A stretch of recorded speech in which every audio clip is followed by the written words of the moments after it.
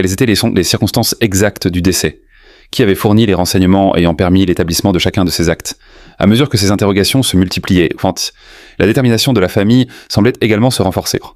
Là où certaines familles auraient pu renoncer face à la complexité des démarches, les proches de Maman Blanche auraient choisi de poursuivre leurs recherches.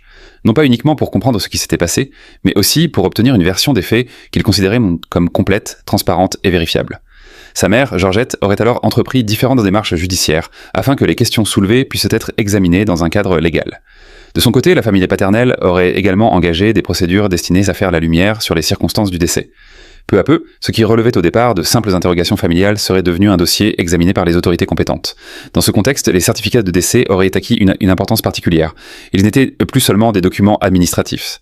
Ils devenaient des pièces étudiées, comparées et analysées, afin de déterminer si les informations qu'ils contenaient permettaient de reconstituer avec exactitude le déroulement des événements. Et c'est souvent ainsi que se construisent les grandes affaires judiciaires. Non pas à partir de révélations spectaculaires surgies du jour au lendemain, mais à partir de documents, de témoignages et de questions qui résistent au temps. Des questions qui continuent d'être posées malgré les obstacles. Des questions auxquelles les familles refusent de renoncer tant qu'elles n'ont pas obtenu les réponses qu'elles estiment nécessaires. Pour les proches de Maman Blanche, les deux certificats ne représentaient donc pas seulement deux feuilles de papier. Ils symbolisaient la recherche de la vérité. Une vérité qu'ils considéraient comme